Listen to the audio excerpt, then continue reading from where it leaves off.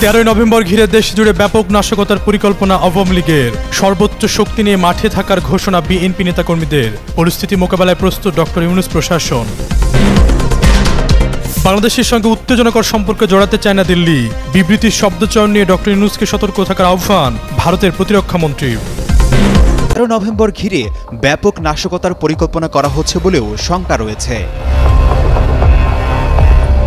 মূলত আন্তর্জাতিক অপরাধ ট্রাইব্যুনালে সাবেক প্রধানমন্ত্রী শেখ হাসিনার বিরুদ্ধে দায়ের করা গণহত্যার মামলার রায় ঘোষণার তারিখ জানা যাবে আগামী 13 নভেম্বর। ওই দিনটি ঘিরে নাশকতা ও অস্থিরতা তৈরির আশঙ্কা করেছেন নিরাপত্তা সংশ্লিষ্ট কর্মকর্তারা। তারা বলছেন, একটি কার্যক্রম নিষিদ্ধ রাজনৈতিক দলের অংশবিশেষ সহিংস পরিস্থিতি সৃষ্টির পরিকল্পনা করছে, যার লক্ষ্য হতে পারে বিচার প্রক্রিয়া বাধাগ্রস্ত করা।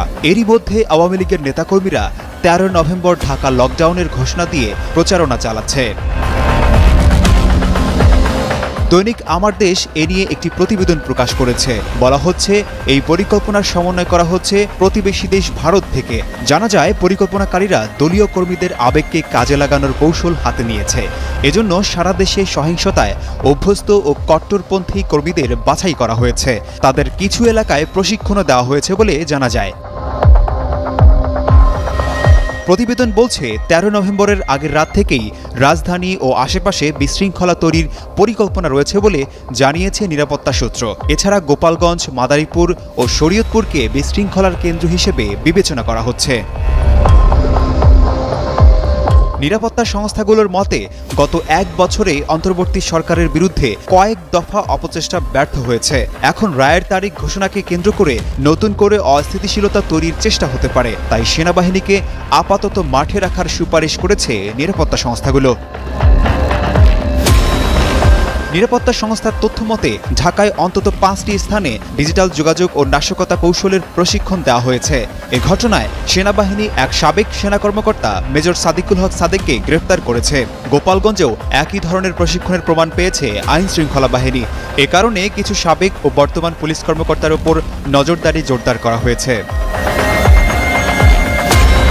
সূত্র জানায়, সংগঠনটি অবৈধ অস্ত্র ব্যবহার করে সহিংসতা ঘটানোর পরিকল্পনা করছে। সম্প্রতি ঢাকায় একটি অস্ত্রের চালান আটক করেছে সেনাবাহিনী। আশঙ্কা করা হচ্ছে আরও কয়েকটি চালান দেশে ঢুকতে পারে। এছাড়া আগের সরকারের আমলে দলীয় বিবেচনায় দেওয়া অস্ত্রের লাইসেন্সগুলোর মধ্যে অনেকগুলো এখনও জমা হয়নি। এসব অস্ত্র ব্যবহারের আশঙ্কাও উড়িয়ে দেওয়া যাচ্ছে না।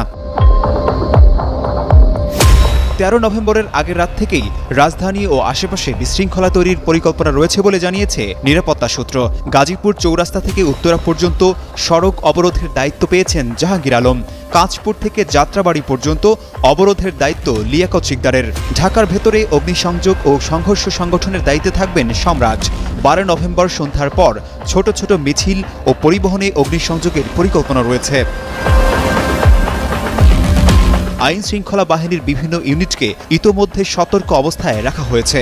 নিরাপত্তা বিশ্লেষক অবসরপ্রাপ্ত লেফটেন্যান্ট কর্নেল দিদারুল আলম বলেন, দেশের ভেতর বা বাইরে থেকে নাশকতার চেষ্টা হতে পারে। আইন শৃঙ্খলা বাহিনীকে জনগণকে সঙ্গে নিয়ে যে কোনো অপচেষ্টা মোকাবিলা করতে হবে।